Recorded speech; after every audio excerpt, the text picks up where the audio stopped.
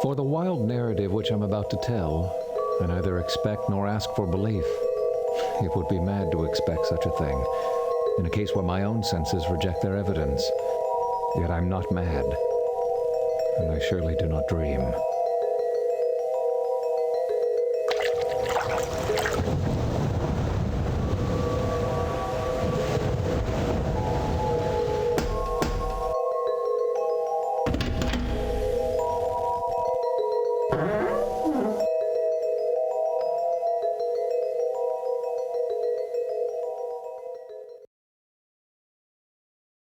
I suppose you're the young master Mr. Aldwych waits for. Go ahead on in.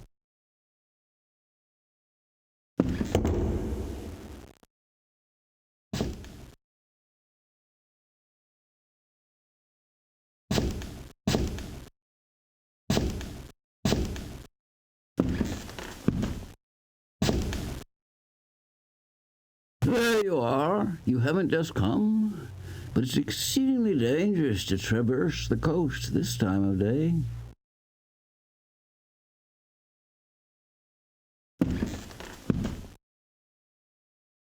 I'm so glad you came. I find that the pleasant company of my relations calms my nerves.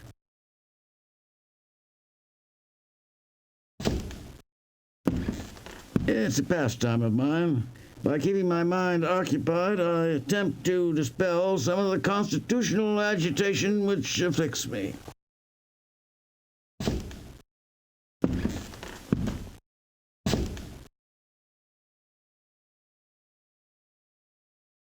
Careful. I use a special thinner. The fumes can do all sort of damage to you. A painter I knew fairly went mad from it. Poor soul. He scratched out his own eyes in a fit of frenzy. His own eyes. Just watch that you keep the windows open.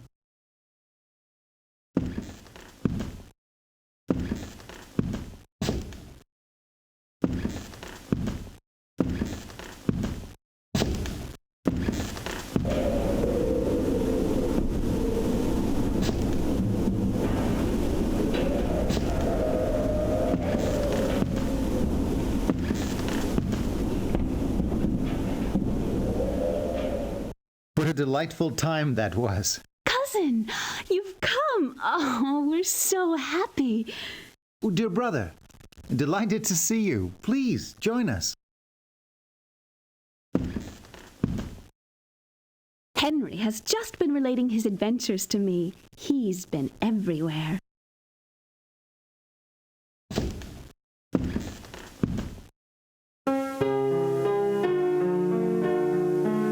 You play so beautifully.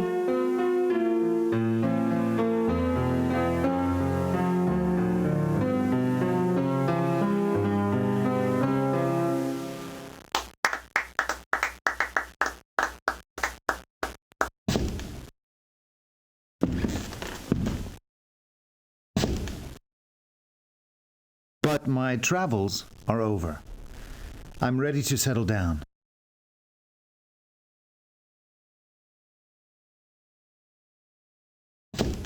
How did you find Uncle Edwin? We're worried about him. He is consumed by his paintings. Are you unwell? You look a little peaked.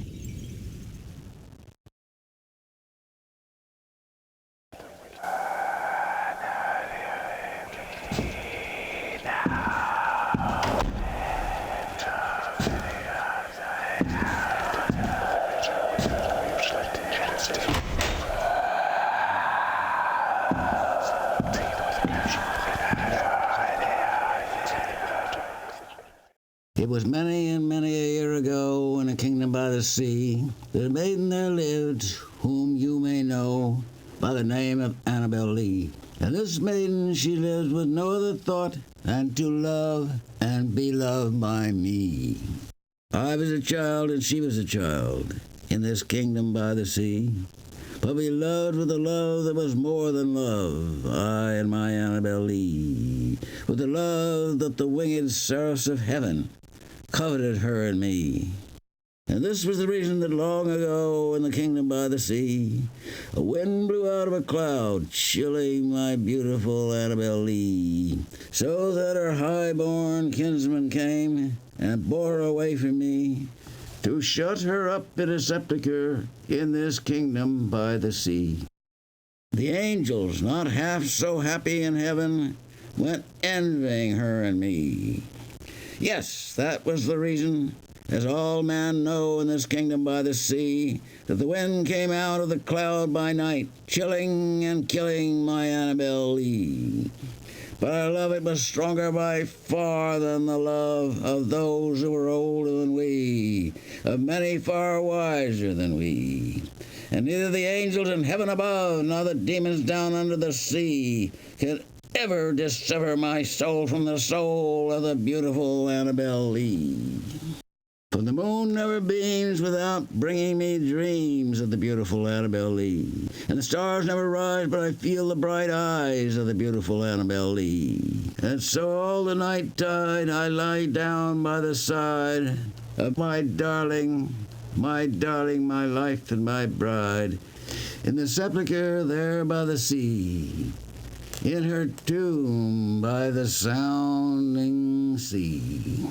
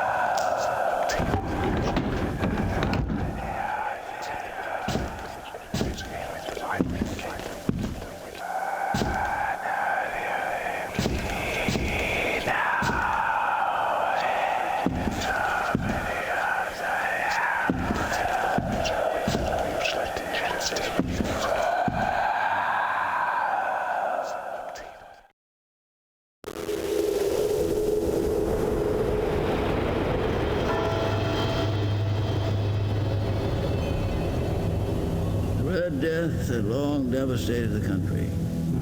No pestilence had ever been so fatal or so hideous. Blood was its avatar and its seal. The redness of the horror of blood. There were sharp pains and sudden dizziness, and then profuse bleeding at the pores. The scarlet stains upon the body, and especially upon the face of the victim, were the pest bands which shut him out from the aid and sympathy of his fellow men. The whole seizure, progress, and termination of the disease were the incidents of half an hour. But the Prince Prospero was happy and dauntless and sagacious. When his dominions were half depopulated, he summoned to his presence 1,000 hale and light-hearted friends from among the knights and dames of his court, and with these retired to the deep seclusion of his castellated abbey. This was an extensive and magnificent structure, the creation of the prince's own eccentric yet august taste. A strong and lofty wall girdled it in. This wall had gates of iron.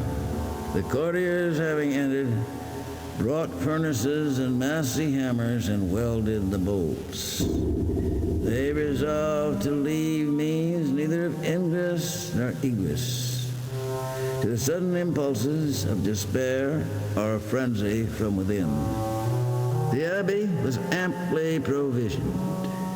With such precautions, the courtiers might bid defiance to contagion. The external world could take care of itself. In the meantime, it was folly to grieve or to think. The prince had provided all the appliances of pleasure. There were buffoons, there were improvisatori, there were ballet dancers, there were musicians, there was beauty, there was wine. All these and security were with him. Without was the Red Death. It was toward the close of the 5th or 6th month of his seclusion, and while the pestilence raged most furiously abroad, that the Prince Prospero entertained his 1,000 friends at a masked ball of the most unusual magnificence. It was a voluptuous scene, this masquerade. But first, let me tell you of the rooms in which it was held. There were 7. In the middle of each, a tall and narrow Gothic window looked out upon the closed corridor, which pursued the windings of the suite. These windows were of stained glass, whose color varied in accordance with the prevailing hue of the decorations of the chamber into which it opened. That at the eastern extremity was hung, for example, in blue, and vividly blue were its windows. The second chamber was purple in its ornaments and tapestries, and here the panes were purple. The third was green throughout, and so were the casements. The fourth was furnished and lighted with orange, the 5th with white, the 6th with violet.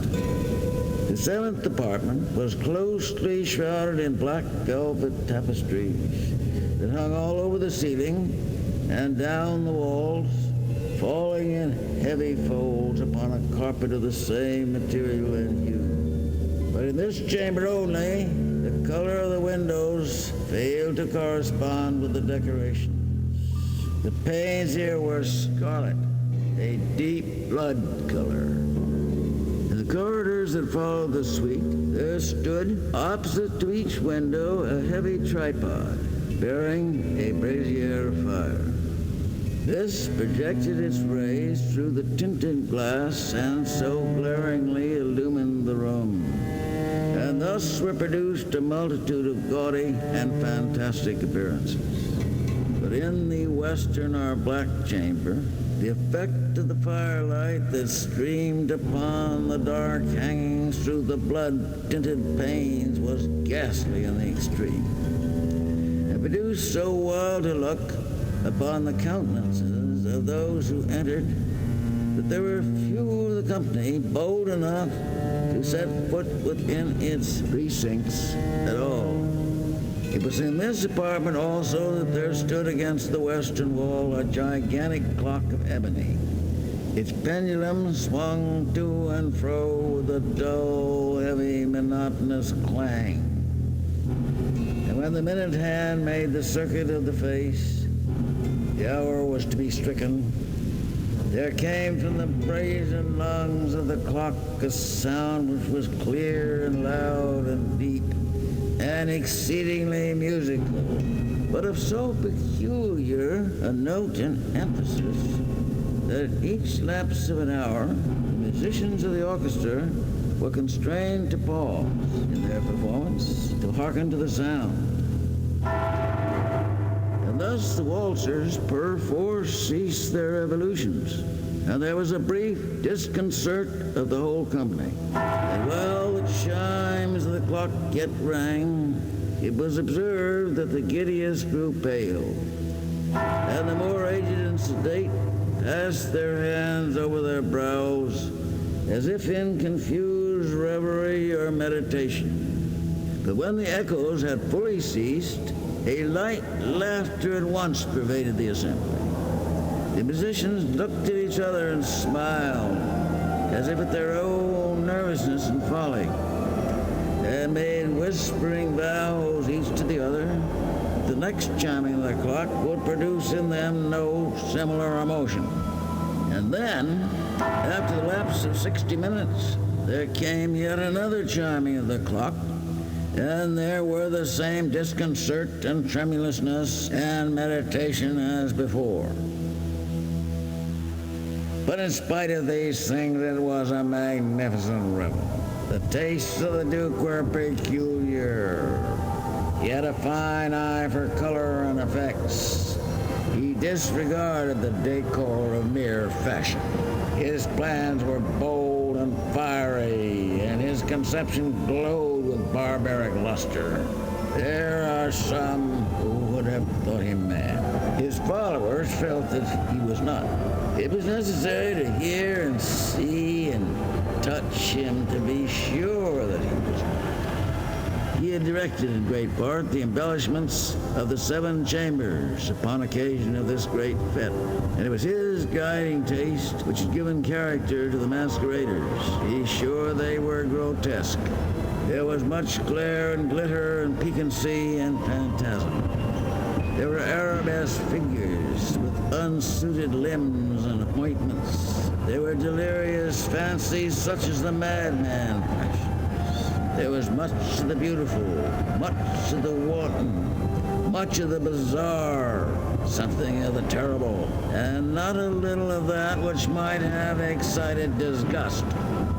To and fro in the 7 chambers there stalked a multitude of dreams. And these, the dreams, right in and about, taking hue from the rooms, and causing the wild music of the orchestra to seem as the echo of their steps. Until at length there commenced the sounding of midnight upon the clock. And then the music ceased as I have told, and the evolutions of the waltzers were quieted. And there was an uneasy cessation of all things as before. But now there were 12 strokes to be sounded by the bell of the clock. And thus it happened, perhaps, that more of thought crept with more of time into the meditations of the thoughtful among those who reveled. And thus too it happened, perhaps, that before the last echoes of the last chime had utterly sunk into silence, that there were many individuals in the crowd who had found leisure to become aware of the presence of a masked figure. The rumor of the new presence having spread itself whisperingly around, there arose at length from the whole company a buzz or murmur expressive of disapprobation and surprise, then finally of terror, of horror, and of disgust. In an assembly of phantasms such as I have painted, it may well be supposed that no ordinary appearance could have created such sensation. In truth, the masquerade license of the night was nearly unlimited. But the figure in question had out-Heroded Herod and gone beyond the bounds of even the prince's indefinite decorum. There are chords in the hearts of the most reckless which cannot be touched without emotion. Even with the utterly lost, to whom life and death are equally jests, there are matters of which no jest can be made. The whole company, indeed, seemed now deeply to feel that in the costume and bearing of the stranger, neither wit nor propriety existed. The figure was tall and gaunt, and shrouded from head to foot in the habiliments of the grave. The mask which concealed the visage was made so nearly to resemble the countenance of a stiffened corpse that the closest scrutiny must have had difficulty in detecting the cheat. And yet all of this might have been endured, if not approved by the mad revelers around. But the mummer had gone so far as to assume the type of the Red Death. His vesture was dabbled in blood, and his broad brow with all the features of his face was besprinkled with a scarlet horror. When the eyes of Prince Prospero fell upon this spectral image, which with a slow and solemn movement, as if more fully to sustain its role, stalked to and fro among the waltzers, he was seen to be convulsed with a strong shudder, either of terror or distaste, whereupon his brow reddened with rage. Who dares, he demanded harshly of his courtiers who stood near him, who dares insult us with this blasphemous mockery? Seize him and unmask him, that we may know whom we have to hang at sunrise from the battlements. In the eastern or blue chamber, in which stood the Prince Prospero as he uttered these words, they rang throughout the 7 rooms loudly and clearly. For the prince was a bold and robust man, and the music had become hushed at the waving of his hand. At first, as he spoke, there was a slight rushing movement of pale courtiers in the direction of the intruder, who, at the moment, was also near at hand.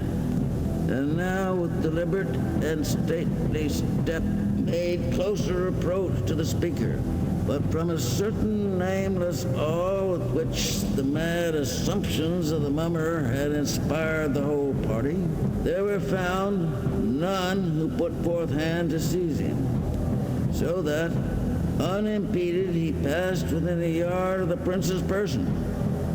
And while the vast assembly, as if with one impulse, shrank from the centers of the rooms to the walls, he made his way uninterruptedly, but with the same solemn and measured step, through the blue chamber to the purple, through the purple to the green, through the green to the orange, through this again to the white, and even thence to the violet. Every decided movement had been made to arrest him. It was then, however, that the Prince Prospero, maddening with rage and the shame of his own momentary cowardice, rushed hurriedly through the 6 chambers, while none followed him on account of a deadly terror that had seized upon all. Bore aloft a drawn dagger, and had approached in rapid impetuosity to within 3 or 4 feet of the retreating figure, when the latter, having attained the extremity of the velvet apartment, turned suddenly and confronted his pursuer. There was a sharp cry, the dagger dropped gleaming upon the sable carpet, upon which, instantly afterwards, fell prostrate in death the Prince Prospero.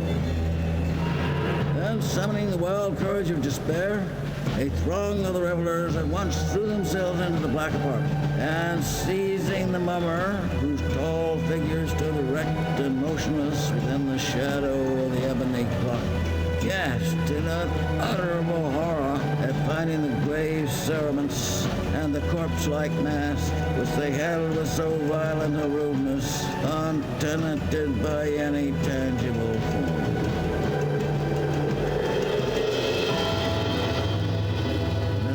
Acknowledged the presence of the Red Death.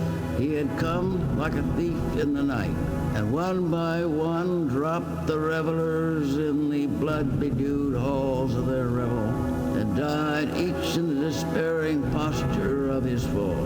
The light of the ebony clock went out with the last of the gay, and the flames of the tripods expired. And darkness, decay, and the Red Death held illimitable dominion over all.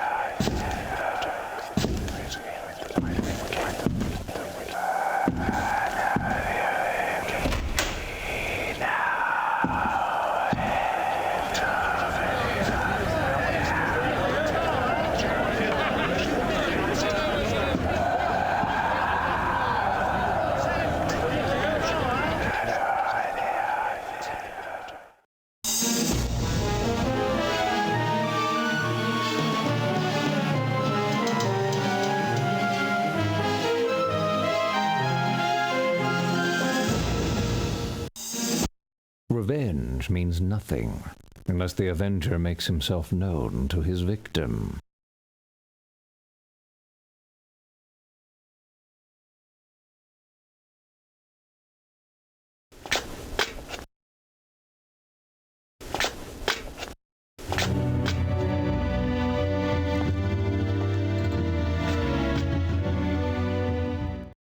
I must not only punish, but punish with impunity. It is a poor vengeance that also harms the revenger.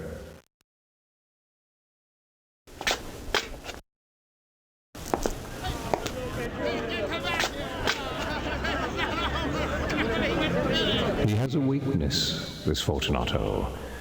In some regards, he is a man to be respected, and even feared. Still, he has his weaknesses.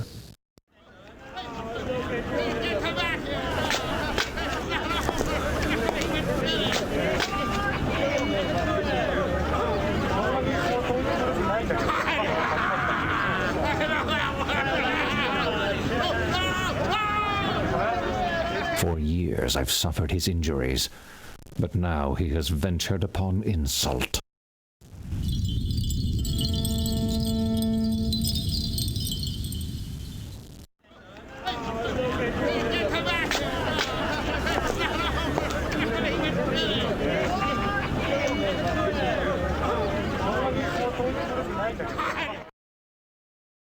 Excuse me, sir. I'm attendant upon Signora Fortunato. She's searching for her husband. Have you seen him? Oh, I'm certain I saw him some streets from here, over on the other side of the square, engaged in a business discussion. Thank you, sir.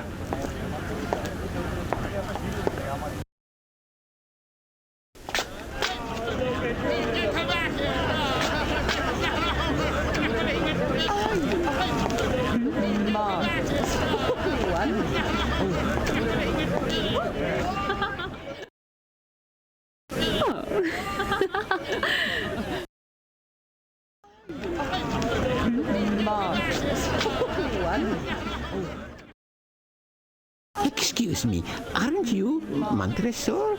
I'm afraid I don't know that gentleman.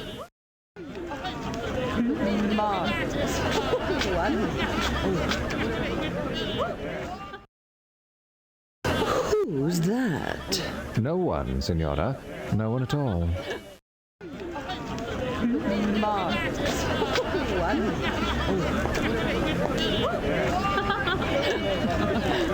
Oh, nice to see you. Nice to see you. Who's that under the mask? Why, it's Montresor. Fortunato. What a surprise.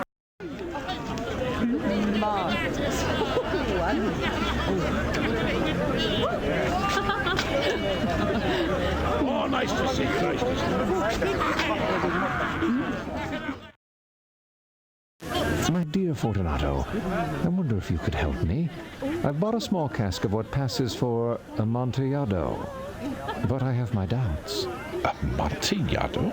But I have my doubts.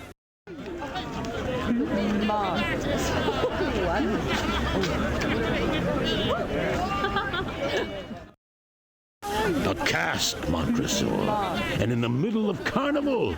Impossible. I have my doubts. I was foolish enough to pay full price without consulting Fortunato in the matter.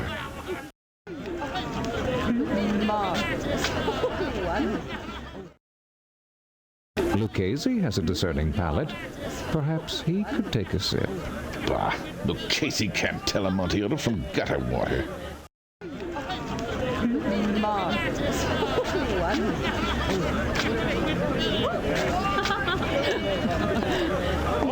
Let's go.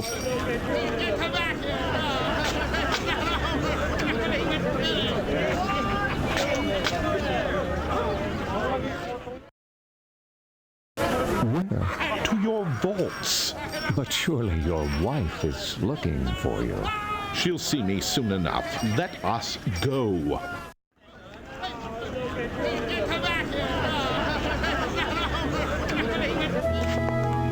The streets grow dangerous at this hour. We will soon arrive at the safety of my villa.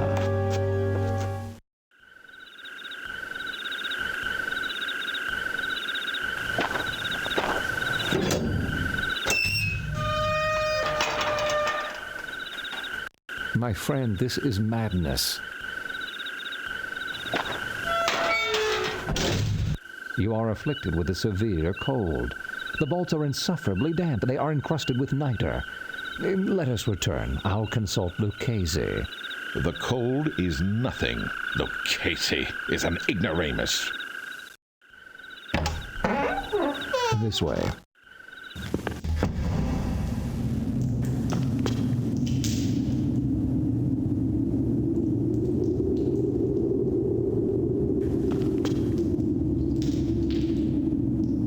It's dark here. Don't we need torches? That's much better.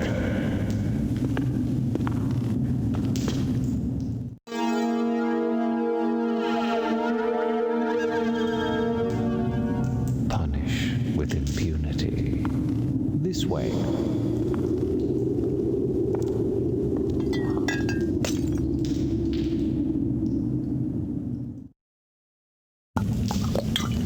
Enjoy. It will still the cough. A draught of Medoc will keep us from the damps.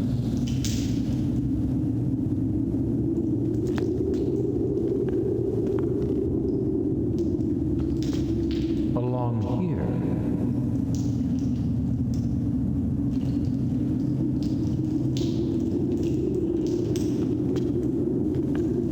Revenge.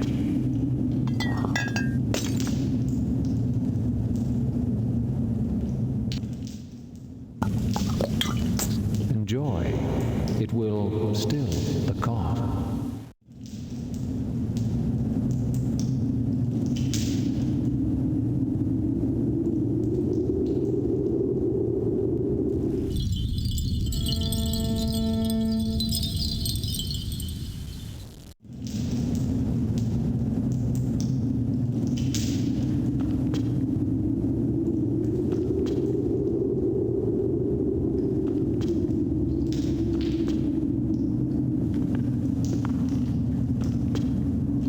One wants to take it slowly.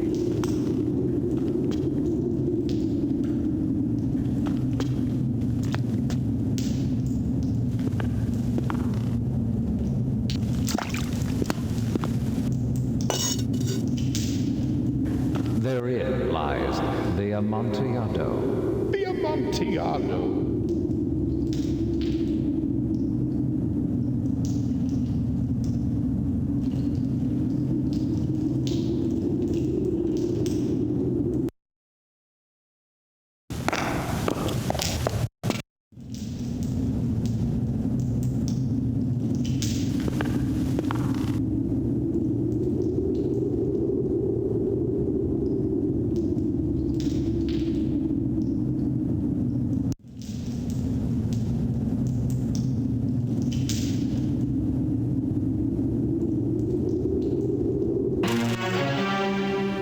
What's this?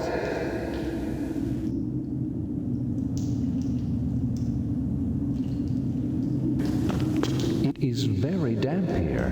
One last time, let me implore you to return. No? Then I must leave you. But first...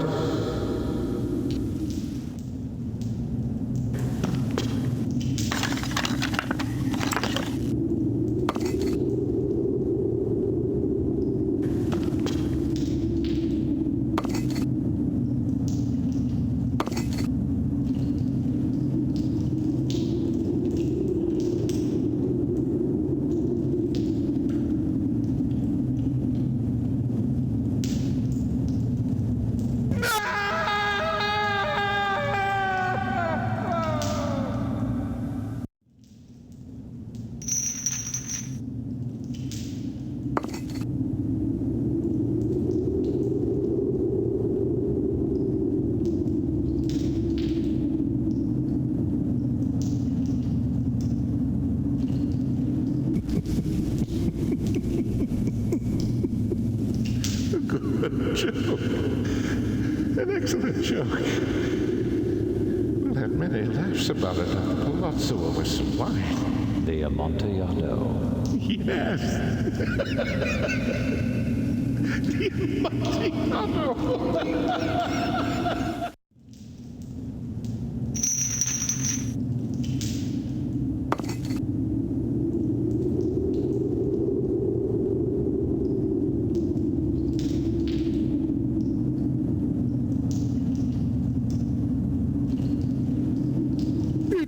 Getting late. My wife will be looking for me. Let us be gone. Yes, let us be gone.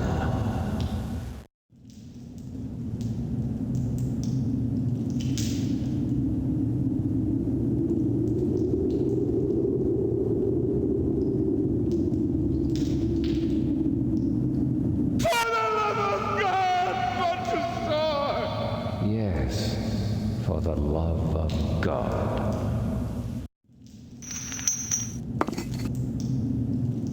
Fortunato.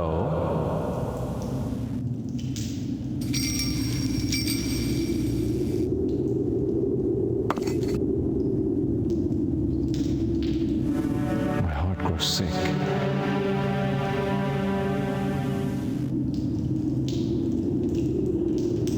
It's due to the dampness.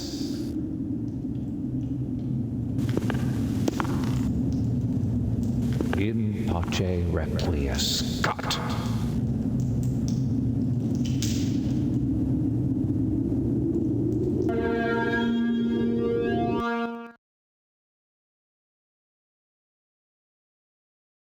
It must have been a dream dark and disturbing, a haunting dream.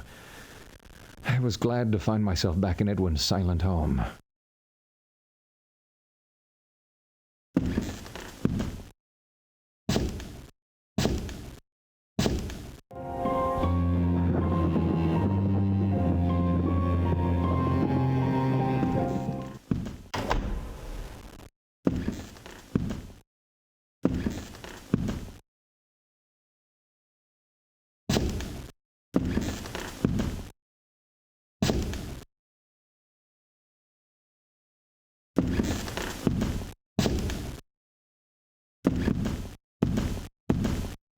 It's a portrait of my mother. She died when I was quite young. God rest her soul. I suppose you might say she resembles Elise. Something about the eye.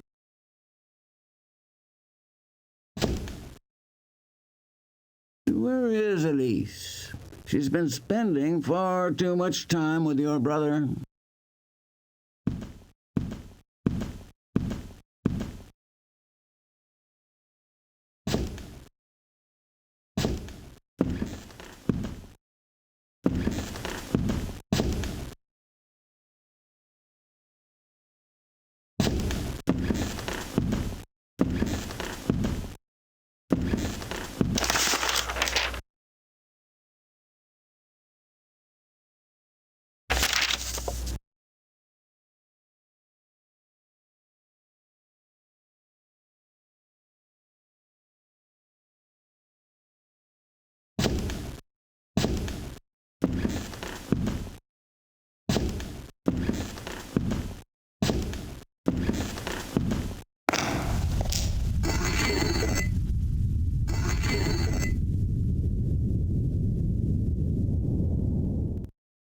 Had bad dreams last night, did you?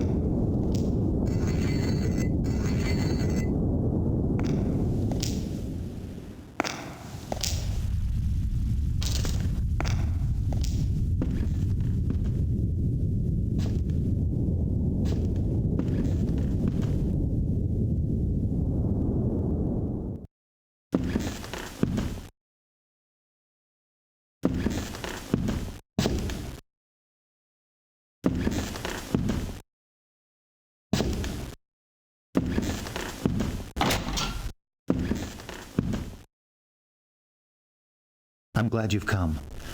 I have determined to ask Elise's hand.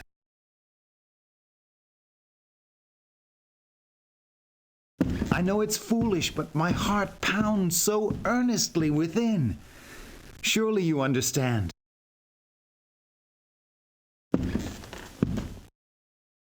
I fear Edwin will be opposed.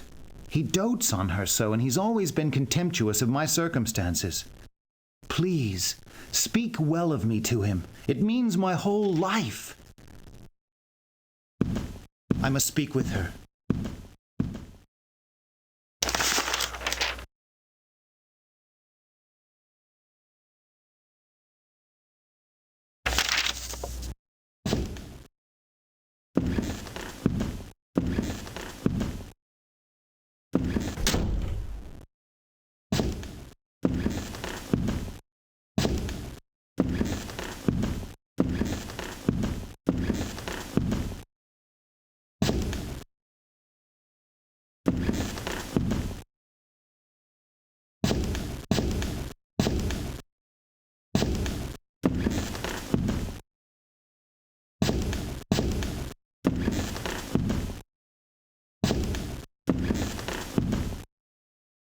I won't hear of it. I simply won't hear of it. Edwin, please, see reason. She's far too young for you, for any man. Are you insane? She's your cousin, for God's sake. What of her wishes? Elise is confined to her room, indefinitely. And you, young man, stay clear of me.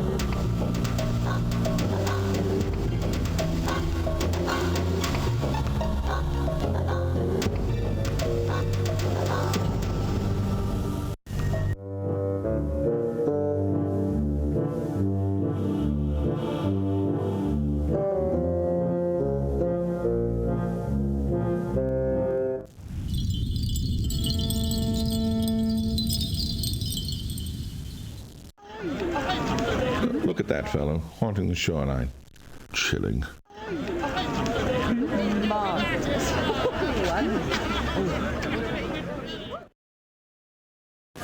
The agreements are in place. Tomorrow is the day. Giano, how I've waited for this moment.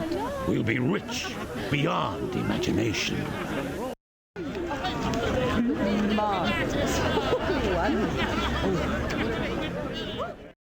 Give her some wine. It's a lovely sauterne.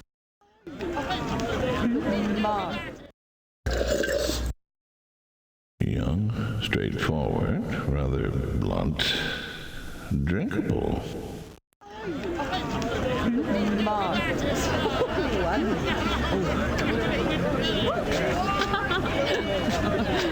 Oh, nice to see you. Nice to see you. Wonderful costume, Signore Fortunato. Wonderful. Can I get anything for you? It would be an honor. Anything at all.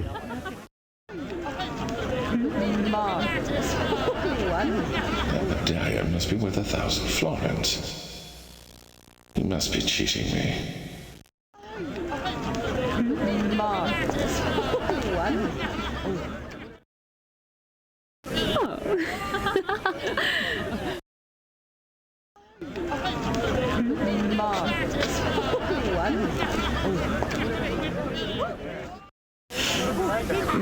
Signore Fortunato, I've been waiting for you to call on me at my villa.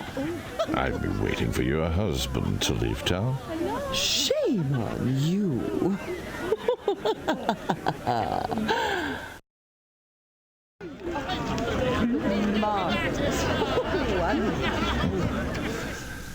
I'd wager she could scratch up a storm. Nothing like a few welts to remind one of a night of passion.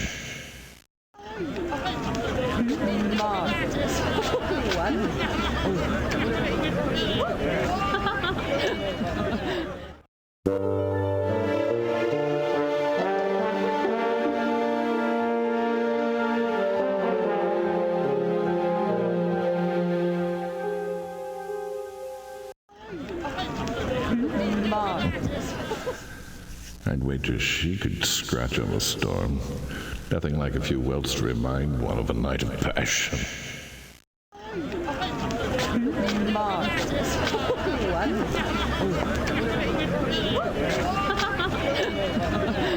Oh, nice to see you. Nice to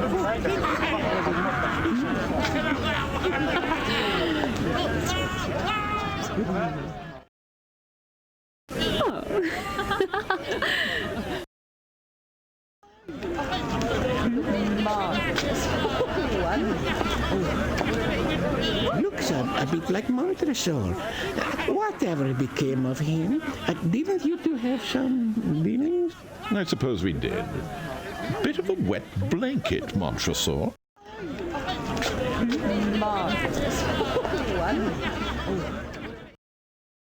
Rich. Rich.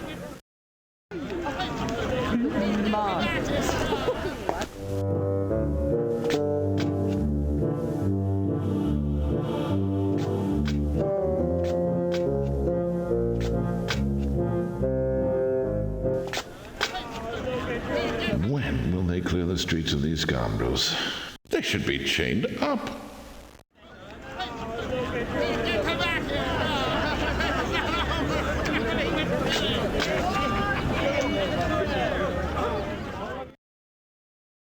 Who's that? Oh, Montresor, it's you. Fortunato. What a surprise. It's a lovely party, isn't it?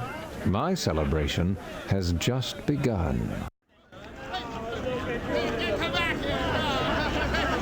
My dear Fortunato, I wonder if you could help me.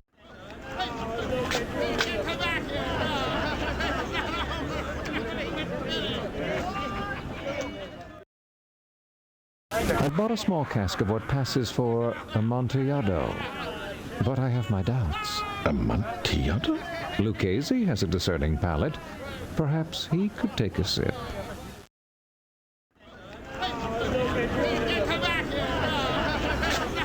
Ah, Lucchese can't tell Amontillado from gutter water.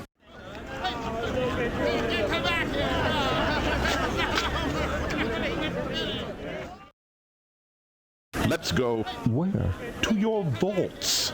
Let us go.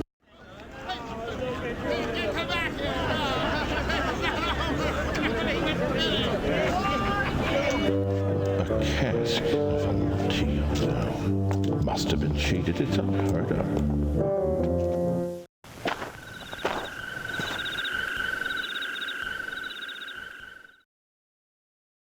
You are afflicted with a severe cold. The vaults are insufferably damp. They are encrusted with niter. Let us return. I'll consult Lucchese. The cold is nothing. Lucchese is an ignoramus.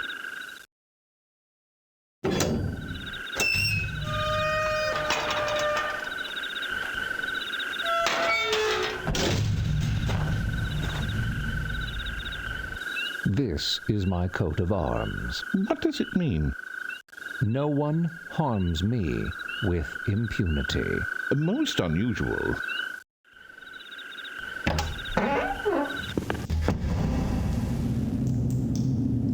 It's dark in there. You won't get far without a torch. It's dark in there. You won't get far without a torch.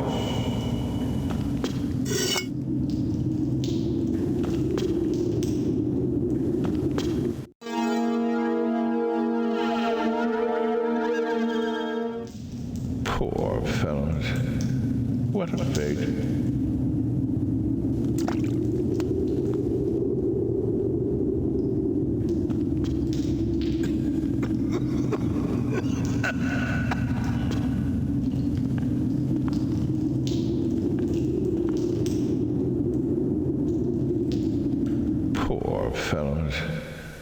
What a fate.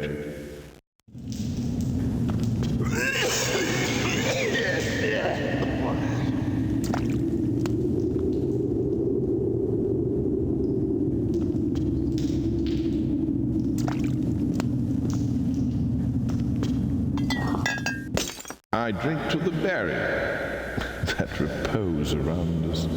And to your long life.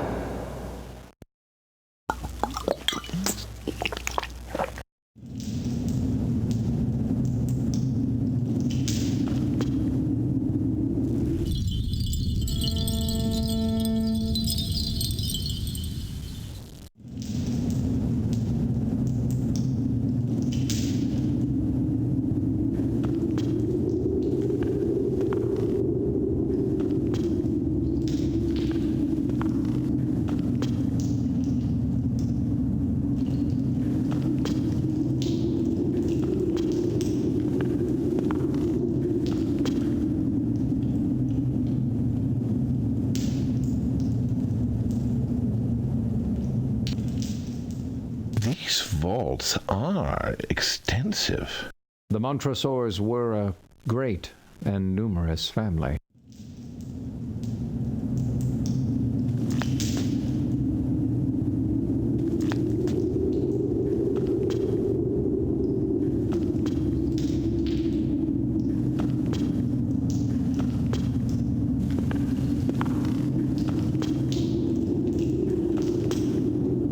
What's this?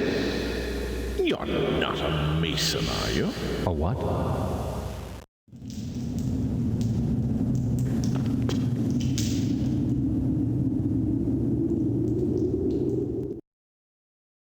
You? Impossible. You jest. Very funny. Oh, very funny indeed.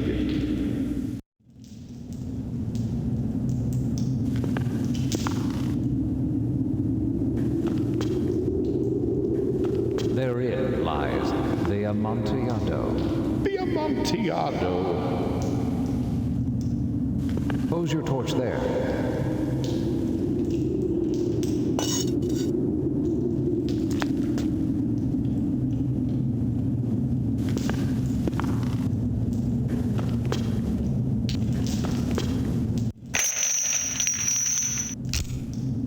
What's this?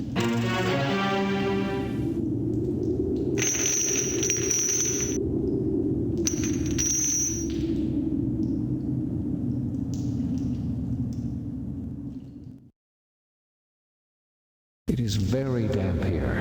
One last time, let me implore you to return. No? Well, then I must leave you. But first...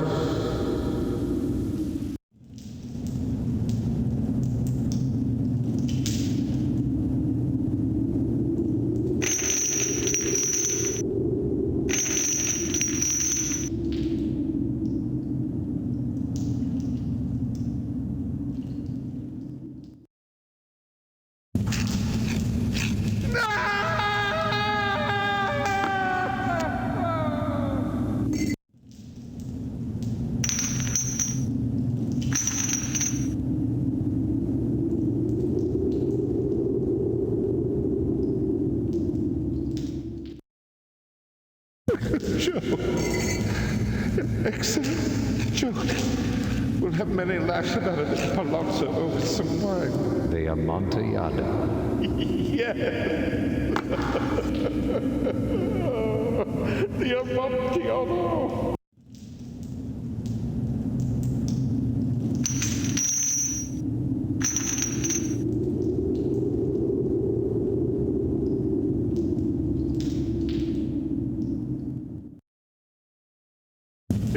It's getting late. My wife will be looking for me. Let us be gone. Yes, let us be gone.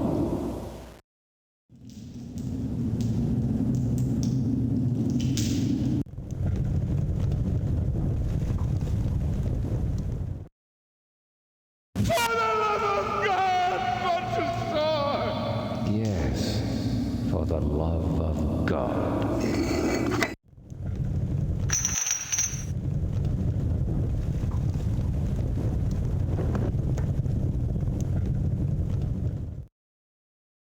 tomorrow's the day. We'll be rich beyond imagination.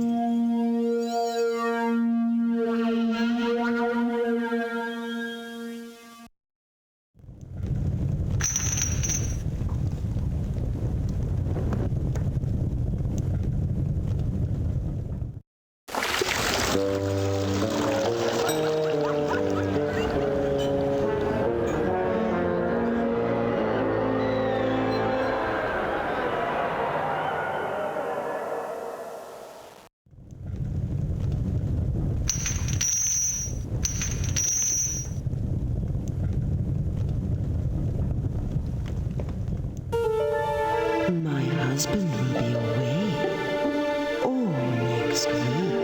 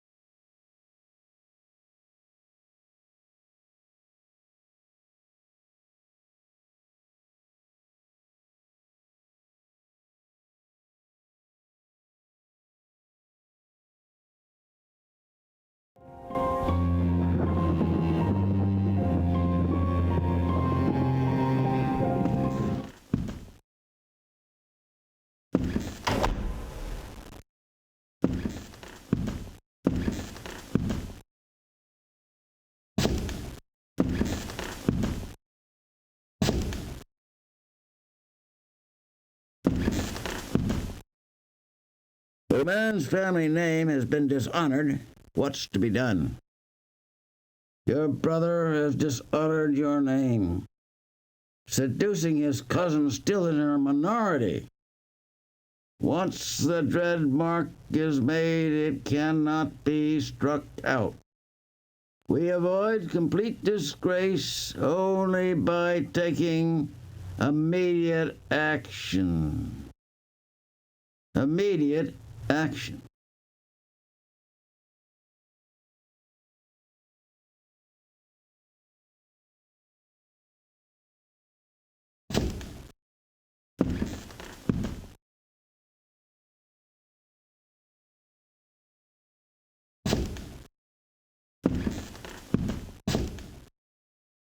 I've confined Elise to her rooms. You are not to help them communicate in any way.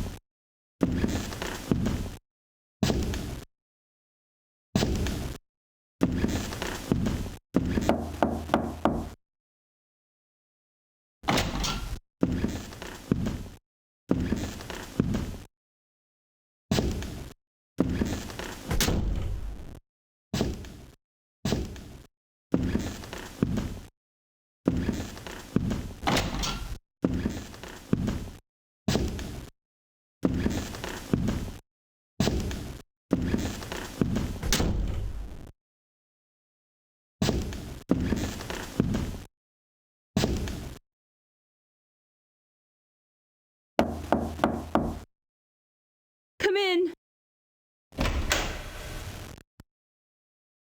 Oh, cousin. Uncle Edwin has become very angry. He's forbidden me from even speaking to Henry. Render me a service, won't you? Will you please take this note to Henry? You mustn't tell Uncle. I shall be forever grateful. I feel much better. Here, you play, I'll sing. Please?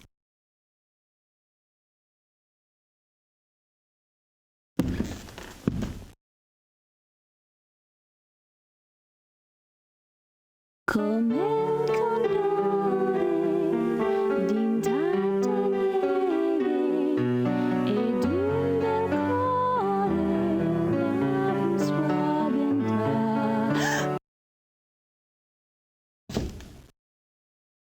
Oh, my. Blood.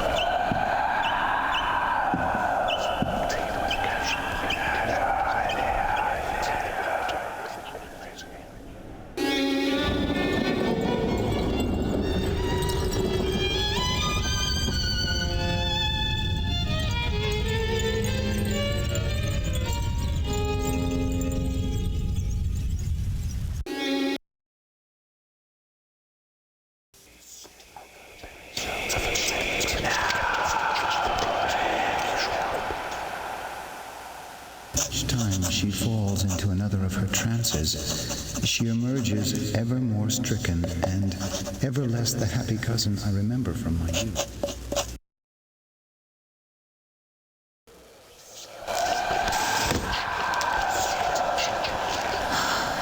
Egaeus, look after Berenice.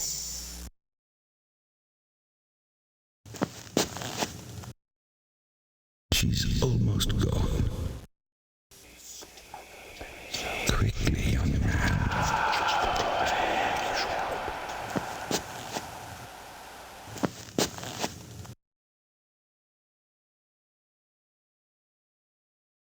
Young man, our lineage has stood honorably for centuries.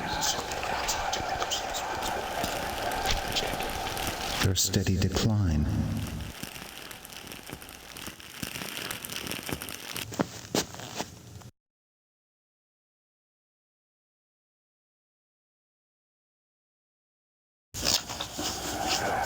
I will muse for long unwearied hours, with my attention riveted to some frivolous device in the margin of a book.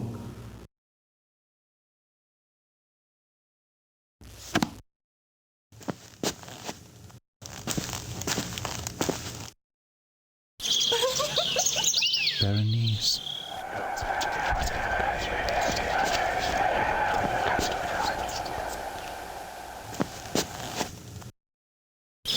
Ever less the happy cousin I remember from my youth.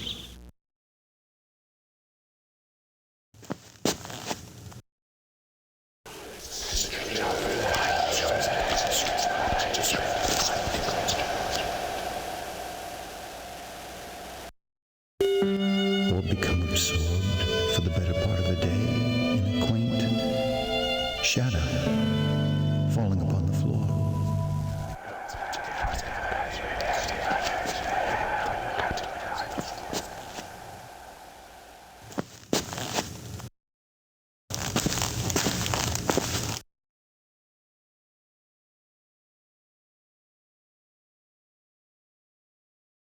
We burden you with all these cares, but they occupy all my waking thoughts. Yours, Egaeus Poynton.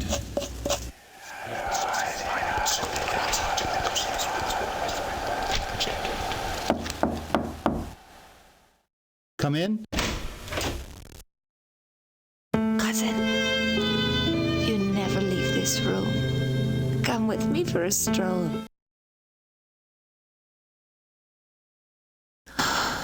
Egaeus, look after Berenice. Her eyes have grown lusterless. Egaeus, are you all right? Egaeus, look after Berenice. She has loved me long.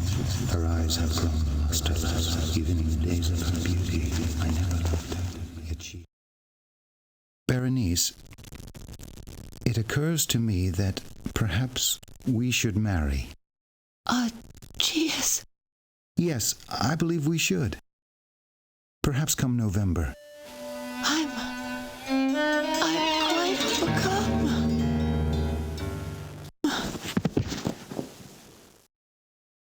Help someone! Berenice has fallen! No, I'm all right. It's past. Oh, miss, you've taken another of your turns.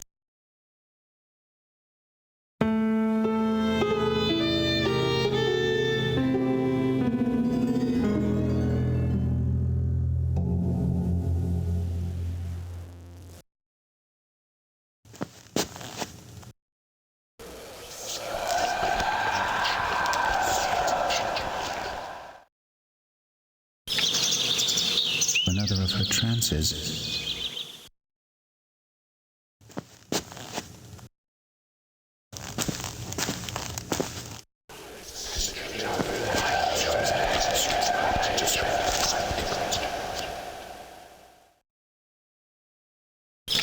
Ever less the happy cousin I remember from my youth.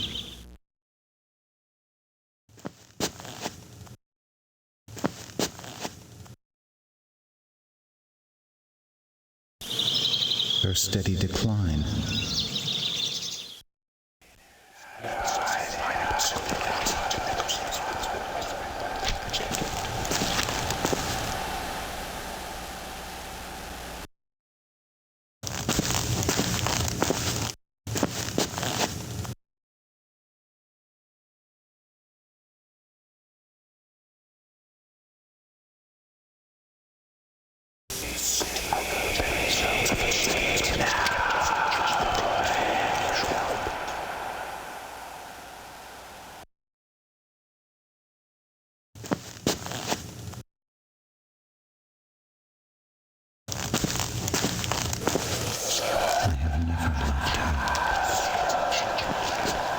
The day of our nuptials approaches.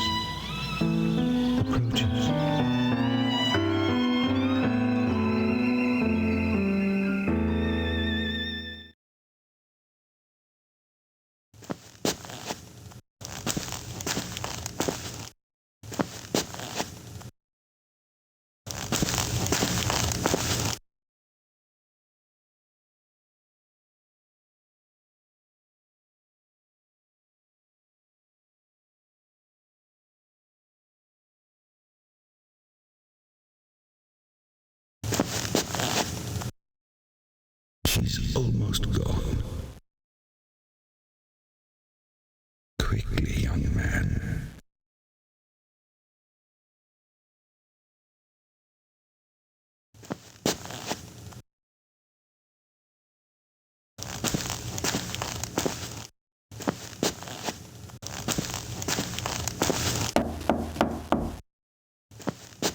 Come in. Dearest Egaeus, the day is soon upon us.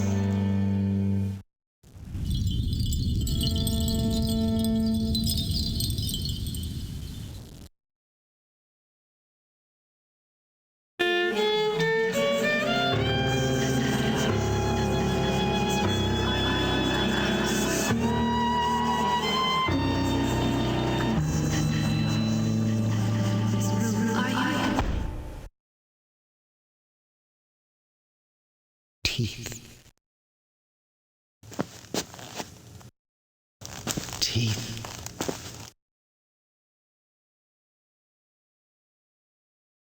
Teeth. Teeth. Teeth.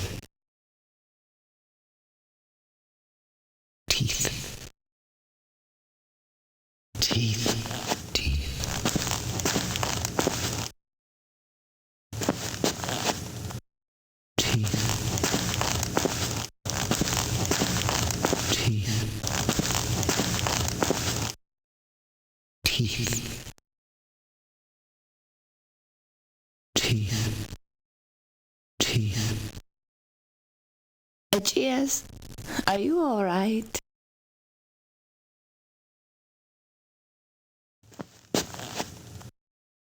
Teeth.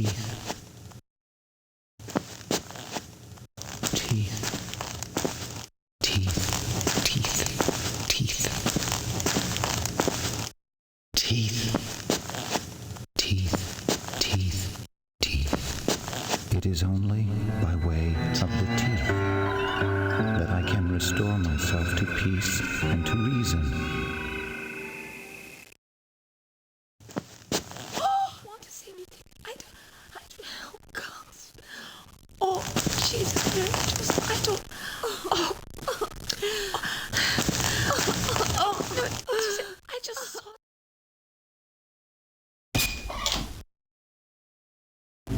My lord, we just looked in on Berenice.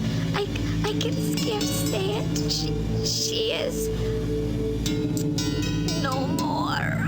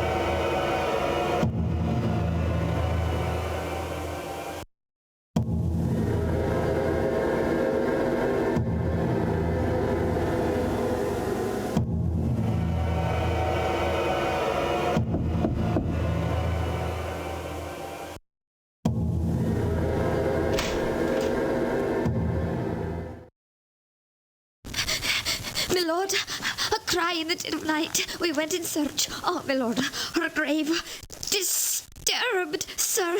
Her enshrouded body, bloody, yet still breathing. Oh, yes, alive. Oh, sir, look.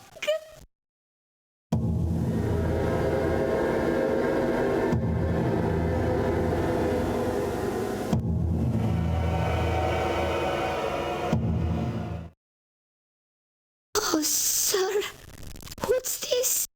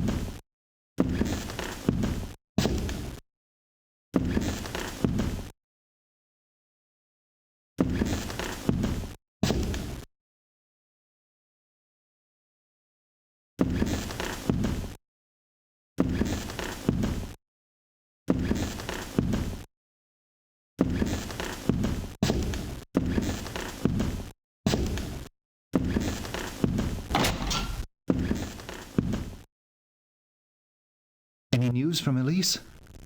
Anything at all?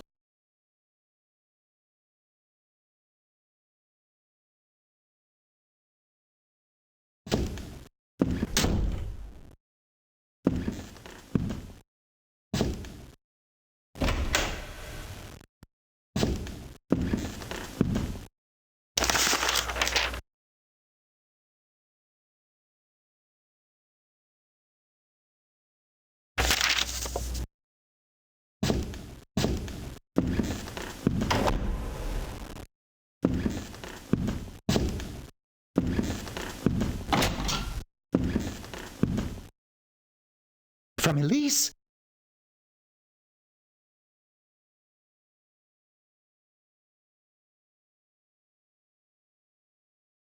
Wait!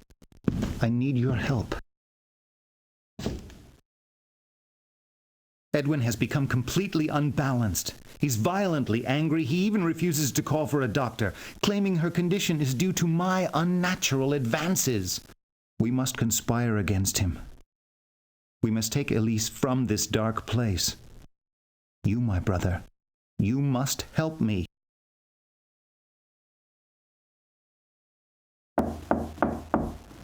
Ahem. The Mistress Elise is no more. She is dead.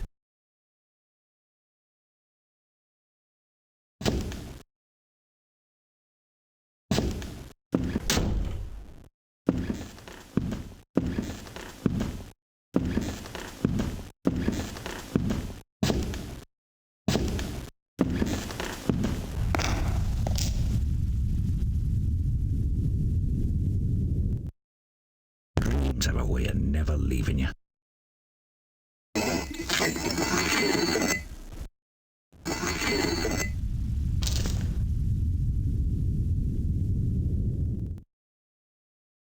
You watch yourself.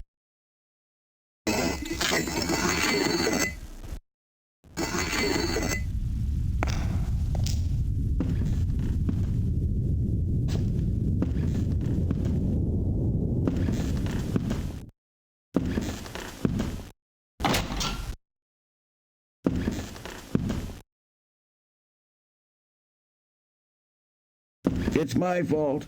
All my fault. I loved her as I've never loved. I refused to believe she was ill. My mother, my dear, dear mother, died in much the same way.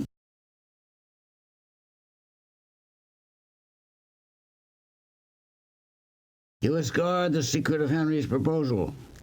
It only blackens her memory that she should die under indecent circumstances.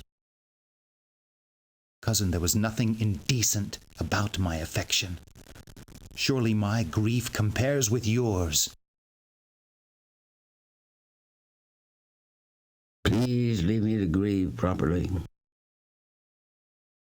I ask only that you allow me to sit vigil just until dawn. Yes, it would be proper. Your brother will need light. Go fetch the lantern I was filling in my study.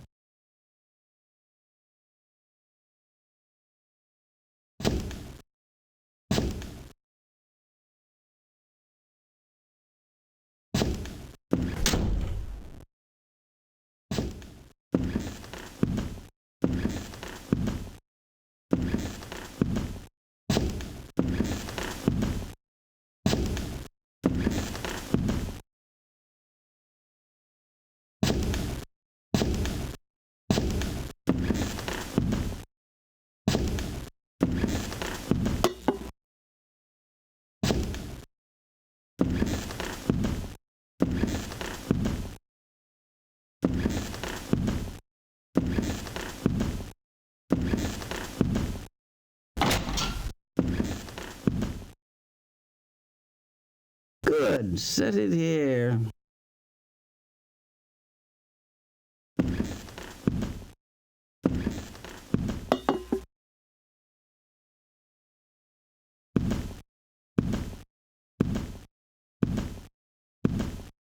Thank you.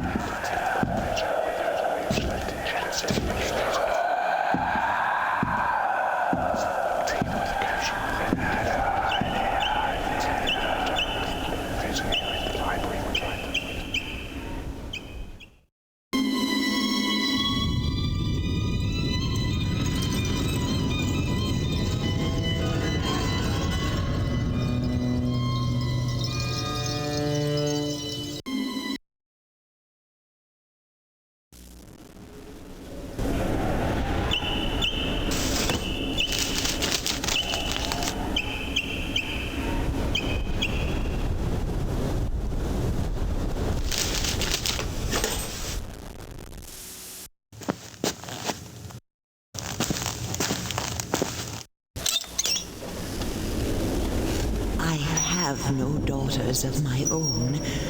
I hope you'll wear this, my wedding dress, when that happy day arrives for you.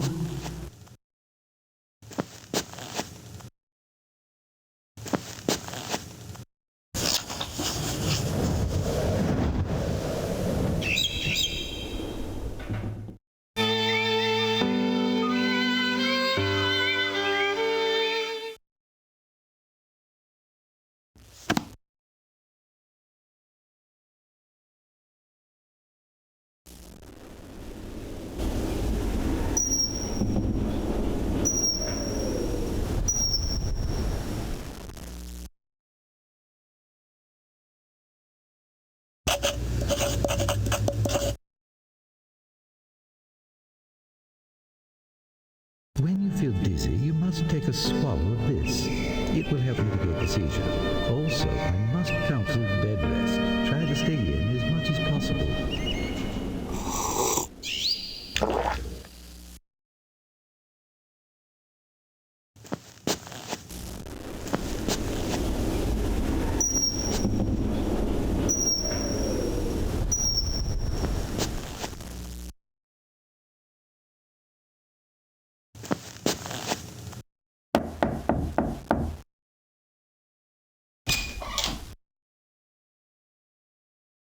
Good morning, miss. I thought I'd look in to see if you're feeling something better. Yes, thank you, Catherine. Yes, miss.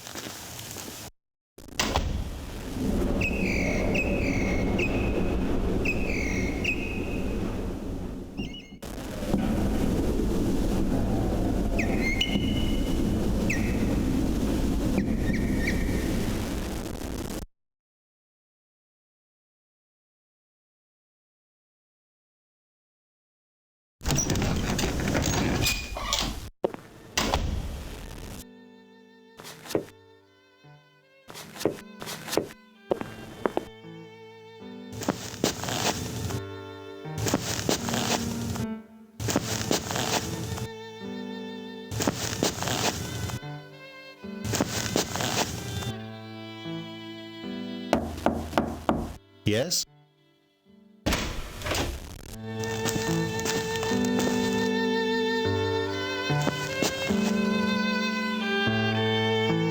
Cousin, you never leave this room. Come for a stroll.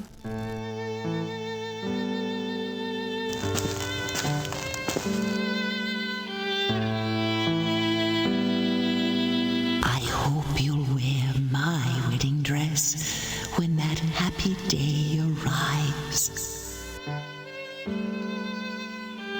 Poor dear, consumed by his own books. He seems miles from here. Egaeus? Huh? I'm sorry to distract you.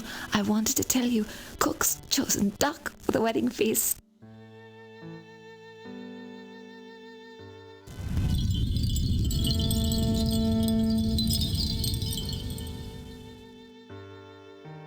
Berenice, will you marry me? Egaeus? Egaeus? Huh? Oh, I'm sorry to distract you. I wanted to tell you, Cook's chosen duck for the wedding feast.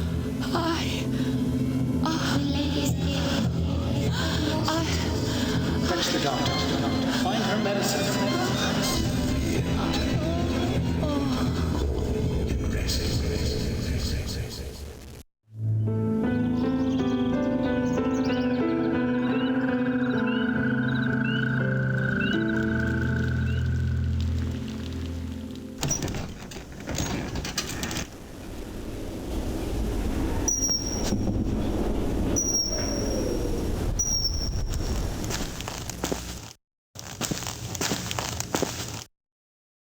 He's made me very happy.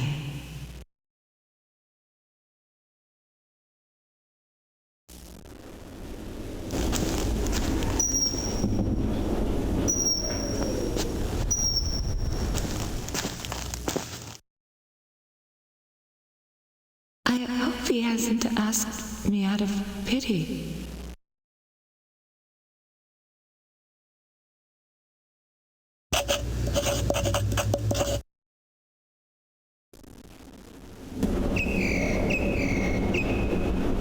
No, certainly not.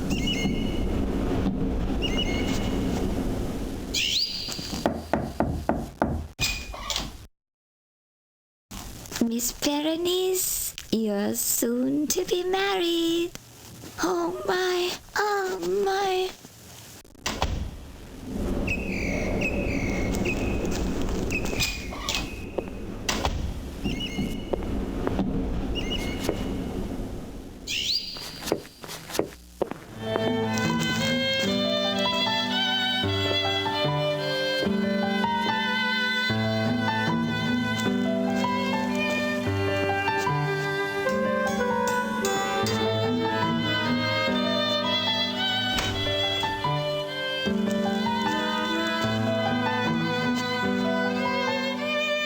He's so distant. I hope he's all right.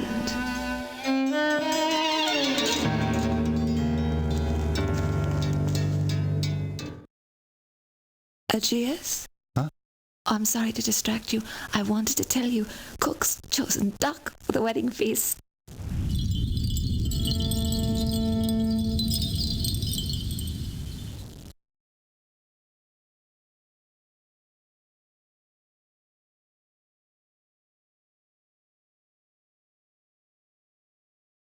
Egaeus?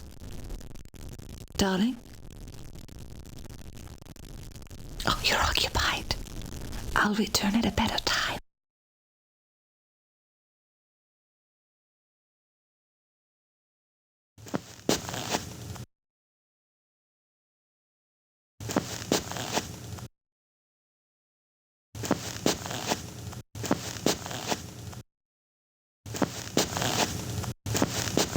Egaeus doesn't look well at all. Perhaps I should get the dog. I'm not well either. I must get my medicine. My medicine.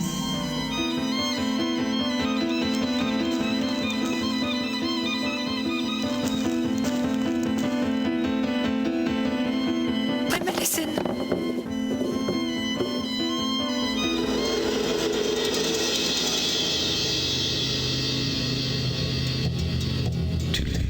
What's to be done? Oh my. Oh my. I'm sorry. She's gone.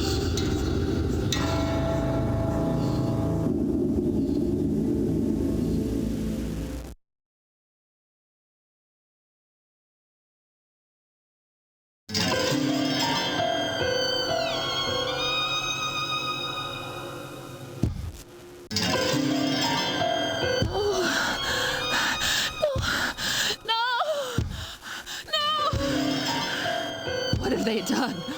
Help! Help! Let me out! Please! I'm alive! Alive!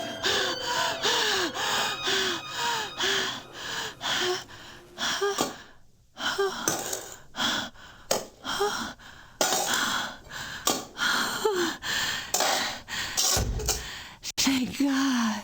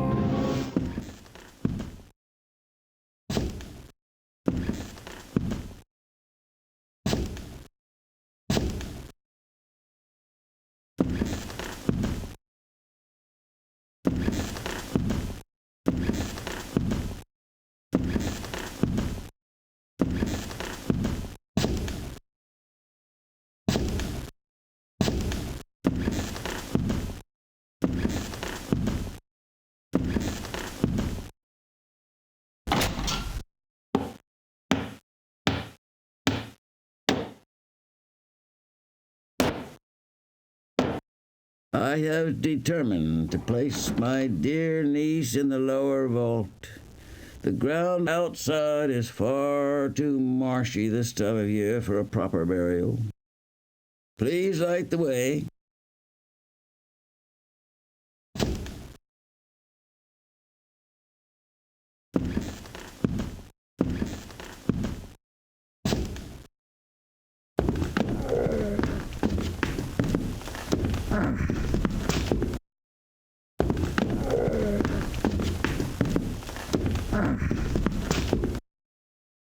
I made my descent to the cellar, my companions with their dreadful burden just steps behind. We penetrated into the dank basement, the lantern pushing back the darkness. What I could see in the black floated before my eyes. My eyes themselves felt as though they had turned to ice, and now sat chill and spiked in my heavy skull. These harrowing reflections haunted me until we reached the lower vault. We entered carefully and placed the coffin on two spindly wooden trestles, set there for such a purpose. Our labor was without ceremony. Come now. Peace be with her. I can't bear to leave her here, all alone in the dark. Dear brother, do leave the lantern. Leave her a small source of light. We'll go back in the darkness.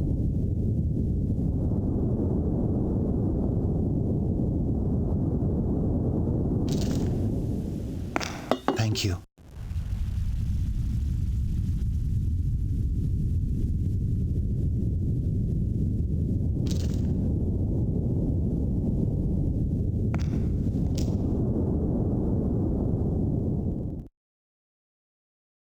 Ambers, seal the vault securely. Leave the key with me. Come, gentlemen.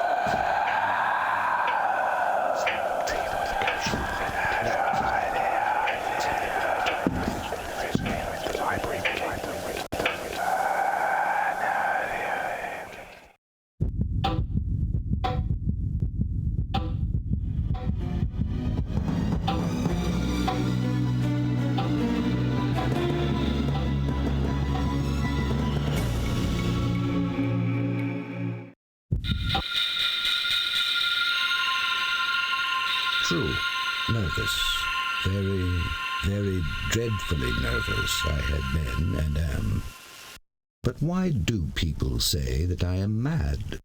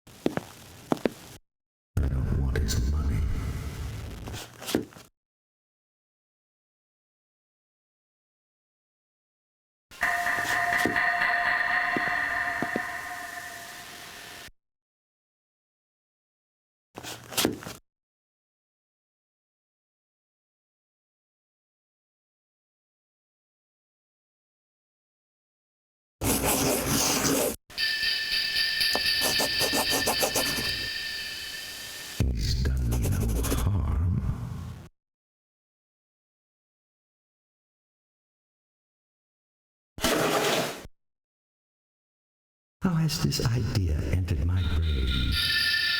It haunts me day and night.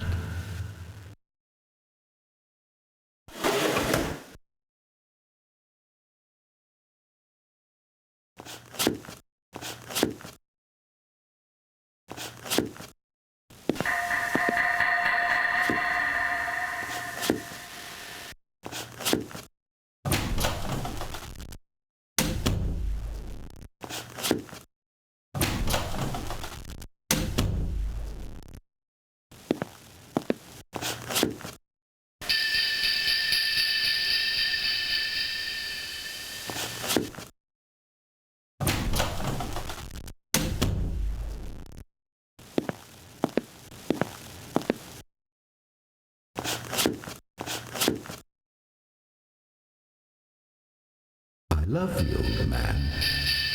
He's never wronged me.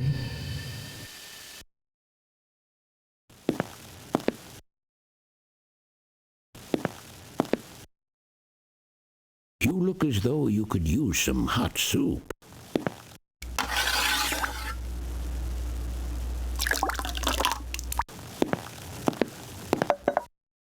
He's done me no harm. What is it? What is it about him that makes my blood run cold?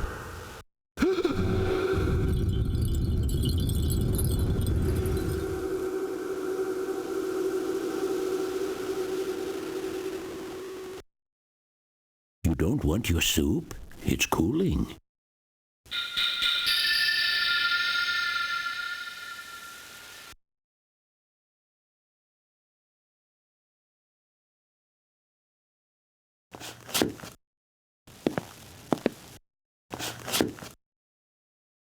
It's grown late.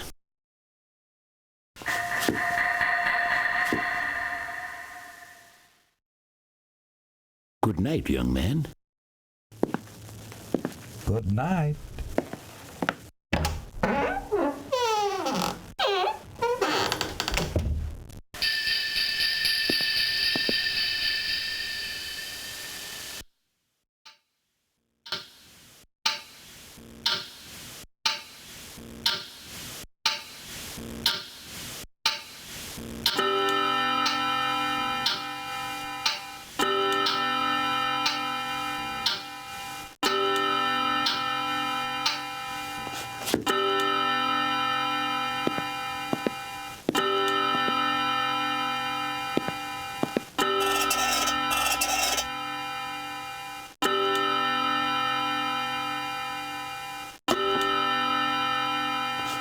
People fancy me mad. Madmen know nothing but me. I proceed with wisdom, with caution, with foresight. You'd have to be a very profound old man indeed to suspect that every night, just at 12, I look in on him while he sleeps. Stealthily.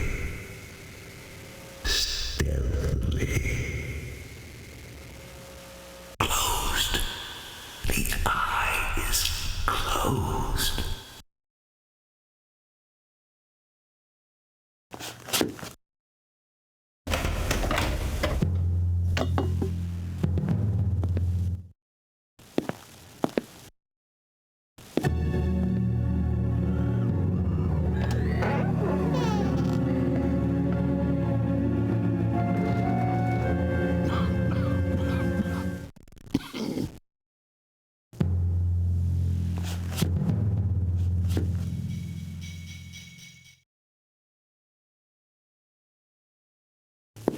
Good night.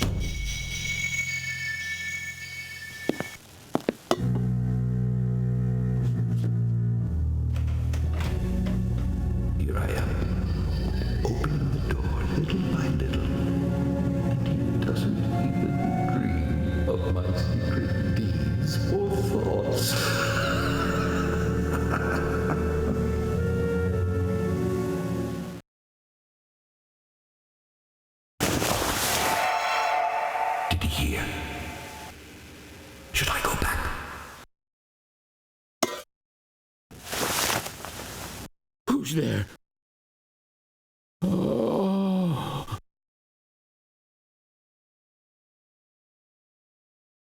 I know that groan. It's the low sound that rises from the bottom of the soul when charged with mortal terror.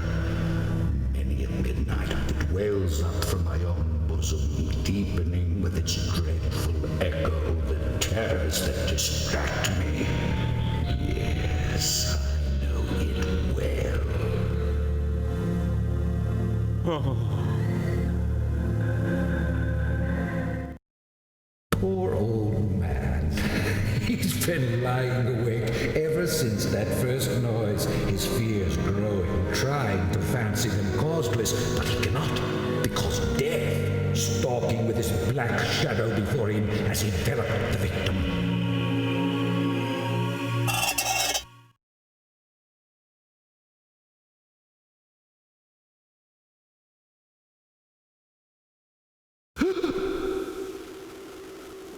What's that? My God.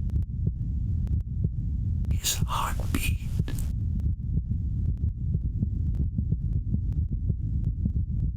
He must be terrified.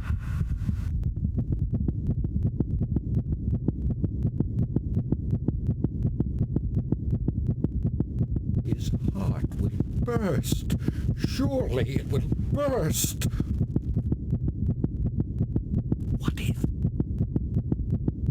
if a neighbor should hear it?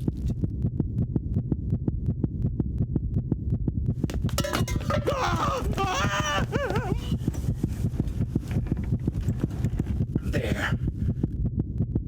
No more. What's that?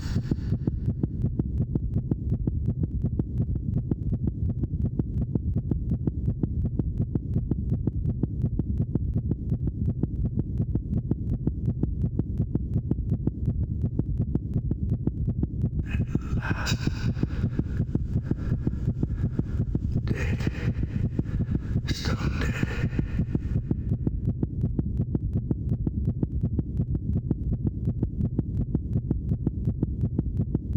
His eye will vex me no more. Now, what shall I do with the body?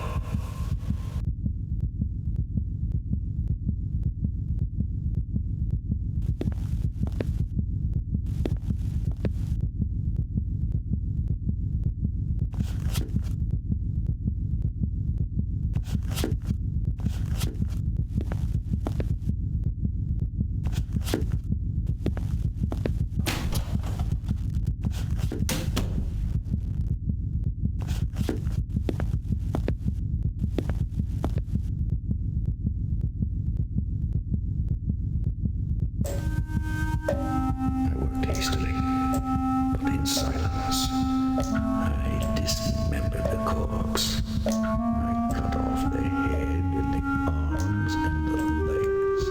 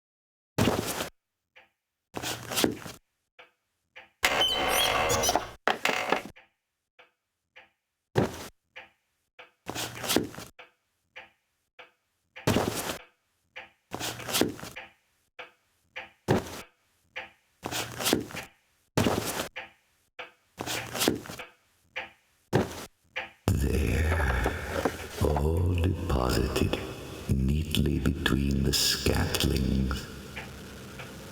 Replaced so cunningly, no human eye, not even his, could detect anything anything wrong. Nothing to wash out. No blood spot whatever. All has been caught in a tub.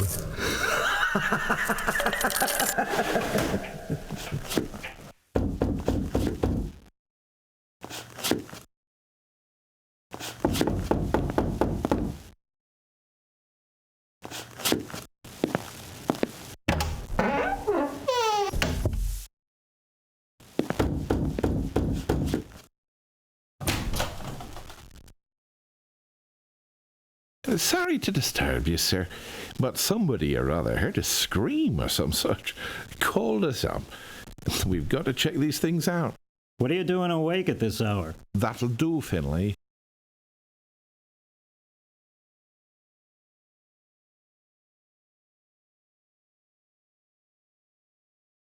Do come in, please, do.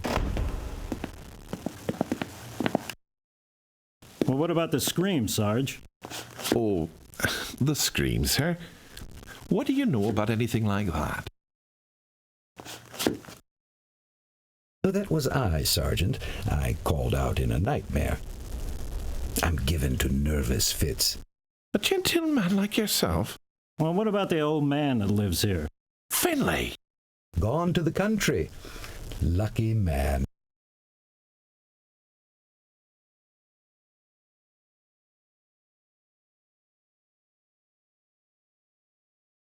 Might we be looking about a bit?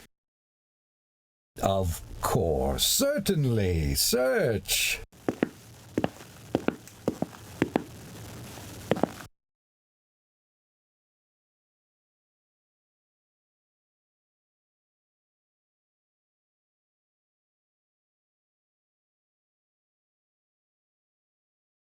Check over there.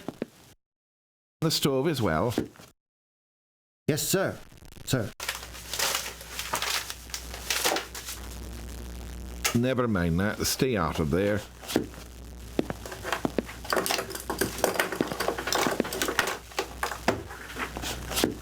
You'll want especially to look into the old man's room. Yes, look particularly here. In here, boys. Watch it. Sorry. Sit, all of you. Do. Don't mind if I do.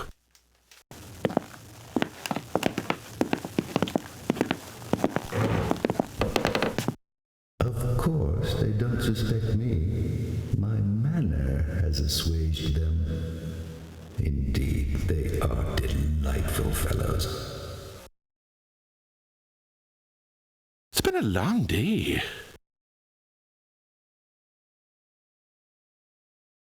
He keeps his treasure in that drawer there.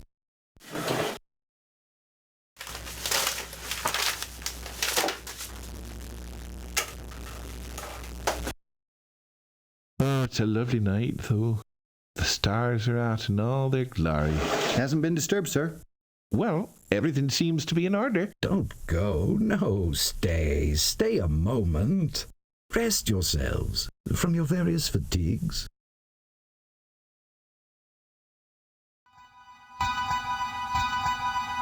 Ah, my head. And what is that annoying ringing in my ears? Will they never be gone? And that ringing. But wait. It's not in my ears. It's... My God. Can't they hear it? No. I'm safe. If only they'll leave. They must hear it. They must. And still, how is it they don't hear it? They hear. They suspect. They know. They're mocking me. Villains, cruel villains. Stop. Stop! I admit it. I confess. Tear up the planks. Here. Here. It is the beating of his hideous heart.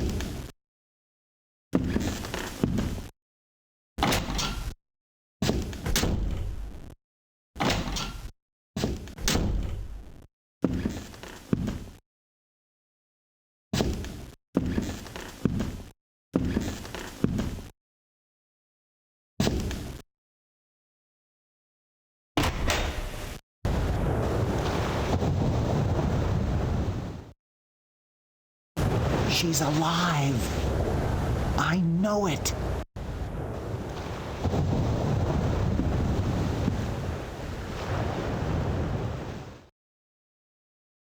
I can feel her blood flowing through the house. I hear her whisper. I hear her very heart.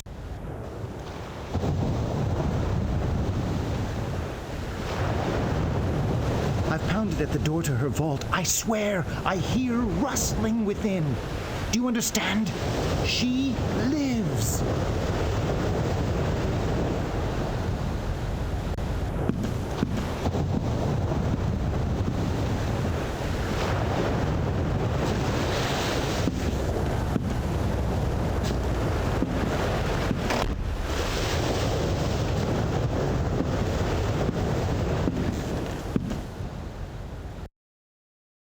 Your brother has lost his sanity.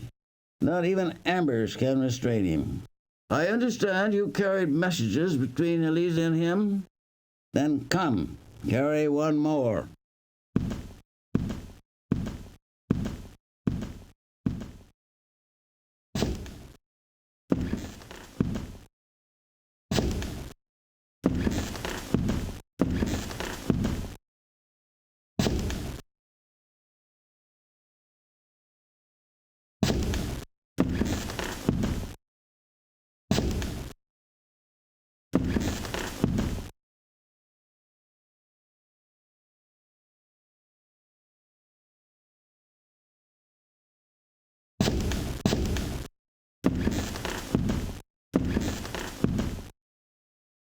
Henry is of an exceedingly sensitive nature.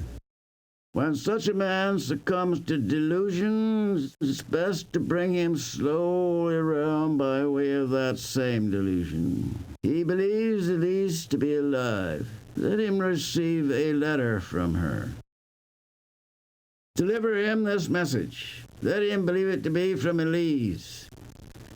Let him read by her own hand that she is no more.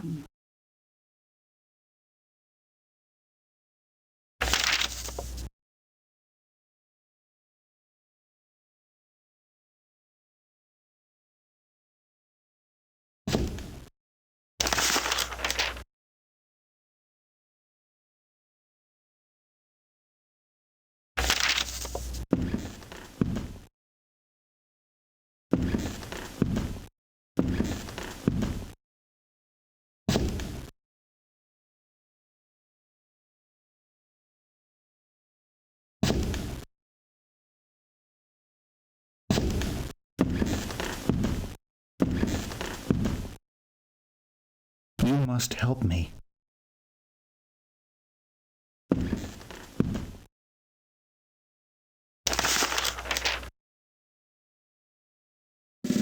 After dusk.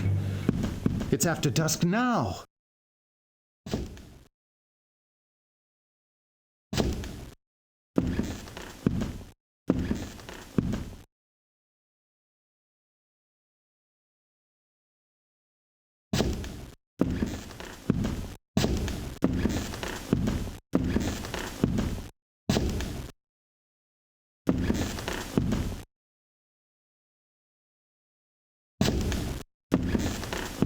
I tried to follow, but my haste made me clumsy.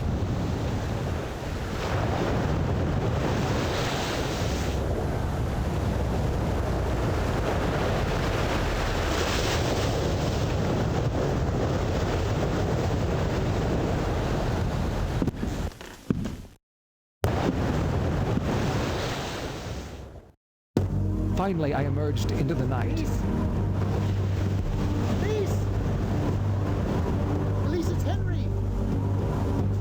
Are you there? In the distance, I could hear my brother crying out. Elise, are you there? Elise! Elise, answer me! In the bright moonlight, I could see the rise and swell of the ocean from afar. The wave collected itself into a vast wall of destruction, then seemed to hesitate, poised in the moonlight. Then, with a terrific crash, the full force of the sea met the cliff face, shattering the calm of the night, surely forever.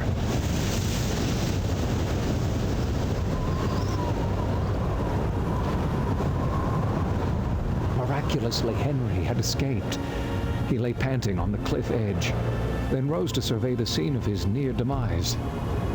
As I watched him, I saw a second silhouette emerge from the brush behind. Henry turned and pronounced the name I dared not utter. Elise? But it was not Elise.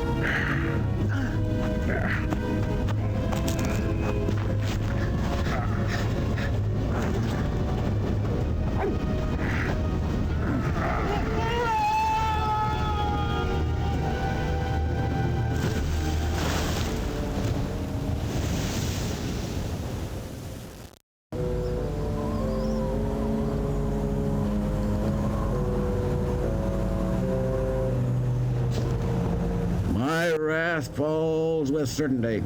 Your brother was driven to insanity by breathing paint fumes from a lantern. You carried messages to them. You sang and flirted with her. You tried to save him.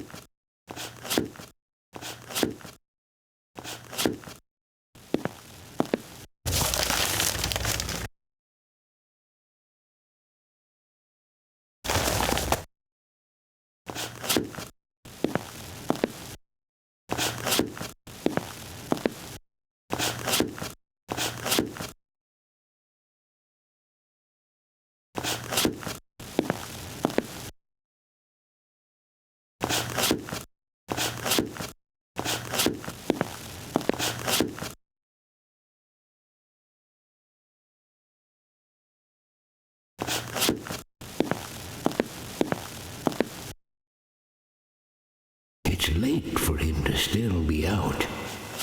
He's a strange young man. A strange young man indeed.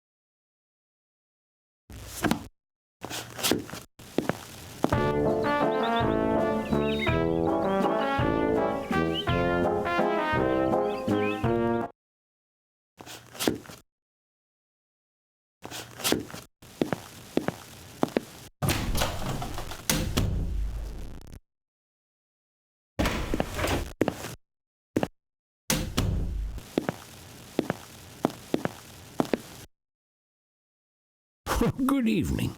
Oh, good evening.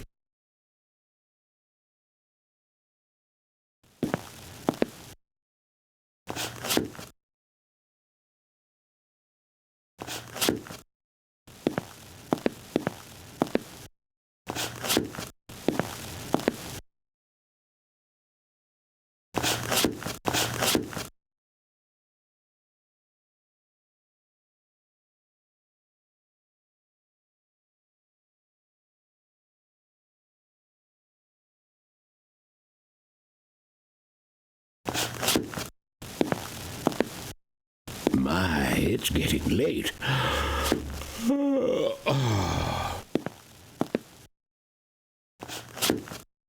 Care for some supper? No, thank you very much.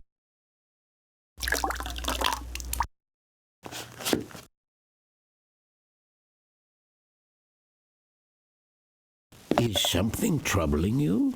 Of course not.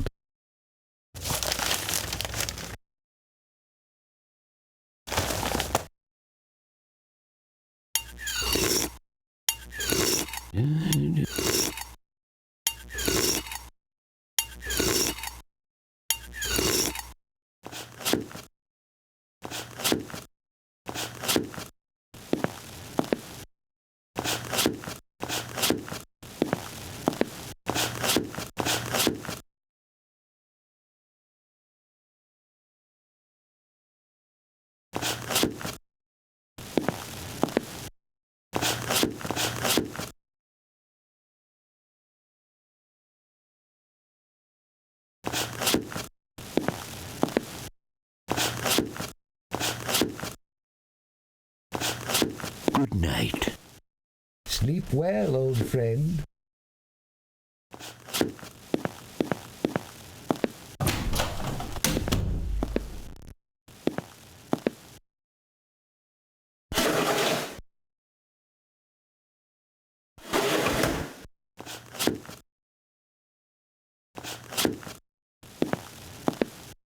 Sleep at last.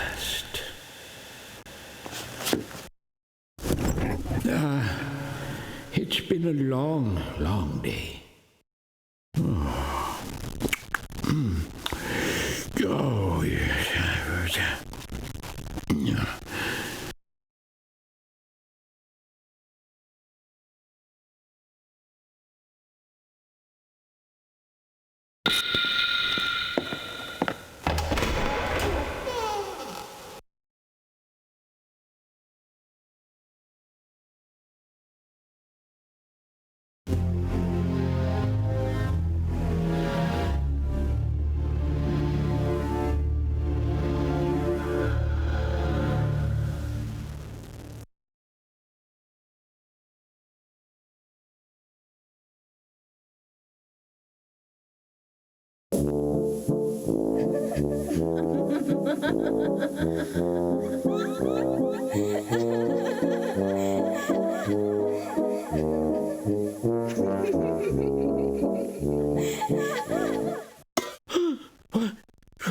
Who's there? What could it be? Someone? Who? Nothing. The wind in the chimney. A mouse. It must have been a cricket. Yes, a cricket that made a single chirp.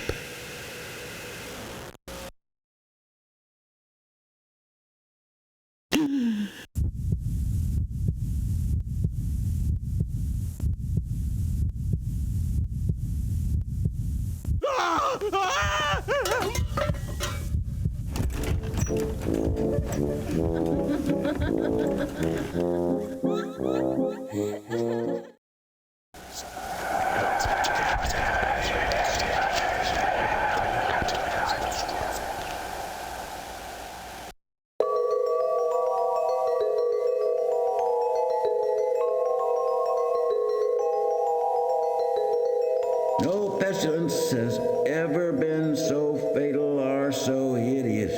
Blood is its avatar and its seal. The redness and the horror of blood.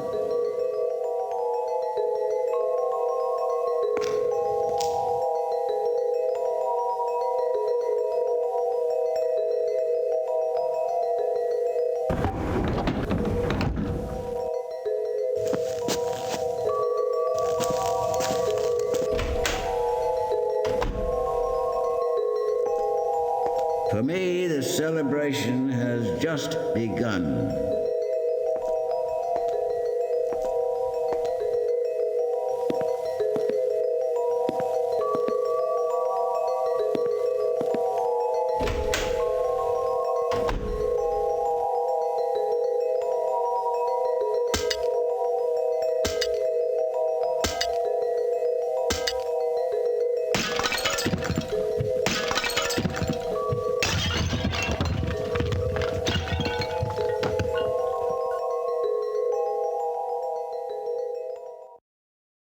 Uncle Edwin? I'm alive, Uncle. I'm alive!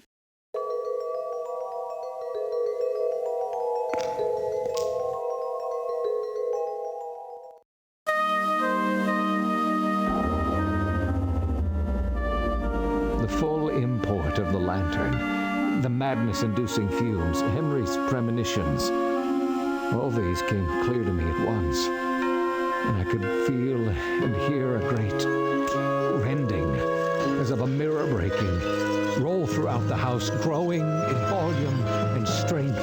And even as I looked on, the house around us, the vault, the lantern, Elise, her bloody eyes, all shattered into 100,000 shards, shattered as did the dark depths of my very soul.